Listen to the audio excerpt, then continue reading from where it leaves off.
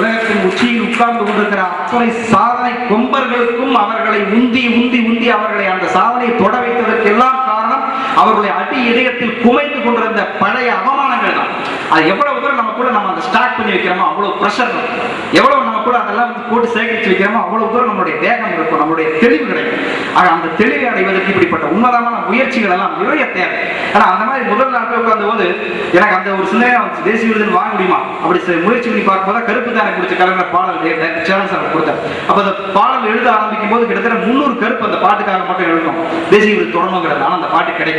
சரி, ஓகே, முயற்சி பண்ணுவோம். அடுத்ததுன்னு போராடி போராடி போராடி பார்க்கும்போது ஆட்டோகிராஃப் கரெக்டாக ஒவ்வொரு பூக்களுமே பேசும்போது நானும் சேரன் சார் பேசிக்கிறோம். இப்பெல்லாம் பாடல்கள் வந்து இப்போ நிறைய இடங்கள்ல நானே நிறைய பாட்டு எழுதிட்டேன். இப்போ அப்படி போடுங்கிற பாட்டு, இப்போ மொழ பாட்டு, ஜூன் போனா இப்படியா பாட்டு தானே ஹிட் ஆகிட்டு இருக்கு, நல்ல பாட்டுலாம் ஹிட் ஆகுமா சார் அப்படின்னு ஒரு இடத்துல பேசிக்கணும்.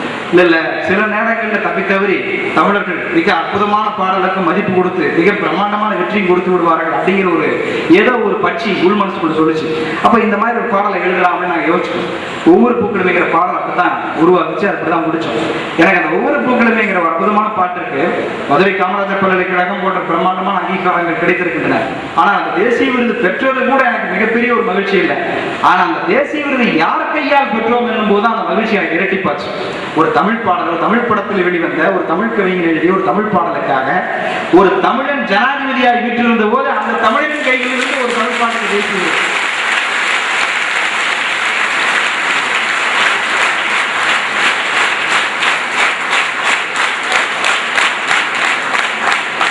அதுதான் எனக்கு மிக பிரம்மாண்டமான ஒரு விஷயமாகப்பட்டது. ஏன்னா திரும்பி சொல்ல வருகிற விஷயம் எல்லாம் நம்ம நம்பணும், நம்ம வந்து நம்முடைய இலக்கு, நம்முடைய குறிக்கோள், நம்முடைய முயற்சி இவர்களை ஏதாவது ஒன்றை தீர்மானித்து பாரதி சொல்லுவான், பெரிதிலும் பெரிதுகள் கேட்கறதா ஆகி போச்சு, சின்னதாக கேட்கறியா, பெரிதுகள் பெரிதில்ல பெரிதிலும் பெரிதுகள் உலகத்தில் எவரும் செய்ய முடியாது, ஏதாவது மனதுக்குள் கேட்டுக்கொள், அப்பதான் உன்னால அந்த அதை நோக்கி வழி நடத்த முடியாது, அதை உன்னால செல்ல முடியும் அப்படிங்கிற அந்த பாரதியுடைய வாசகத்தை ஒட்டி வருகிற போது அந்த தேசிய விருது எனக்கு அப்புறம் பெரிய விஷயமா தெரிஞ்சது. அதே மாதிரி எனக்கு நேரம் இன்னொரு அற்புதமான ஒரு சம்பவம் என்னன்னா, சமீபம் நீங்க தொலைக்காட்சியோட பார்த்திருக்கலாம், நம்முடைய எனக்கு மிகப்பெரிய வாழ்க்கையில் இலக்கிய அங்கீகாரத்தை கொடுத்த தமிழக முதல்வர் முத்தமிழறிஞர் கலைஞர் அவர்களுடைய தலைமையில் ஒரு கவியரங்கம் நடந்துச்சு ஒரு போன ஆண்டு. அதான் நான் அவருடைய தலைமையில வாசிச்ச முதல் கவிதை. அந்த கவியரங்கத்தை போய் பார்த்தீங்கன்னா